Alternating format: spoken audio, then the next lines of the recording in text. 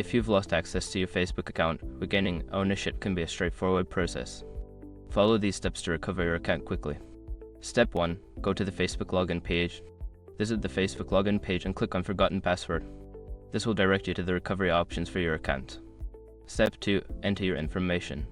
Input your email address or phone number linked to your Facebook account. Click Search to find your account. Step 3. Choose a recovery option. Facebook will present you with options to receive a code for recovery, such as via email or SMS. Select your preferred method and click Continue.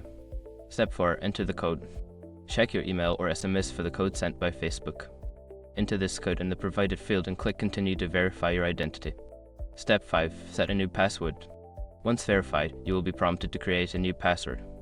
Choose a strong password that you haven't used before, then click Continue to regain access to your account. By following these steps, you should be able to regain ownership of your Facebook account quickly. If you encounter any issues, consider checking Facebook's Help Center for additional support.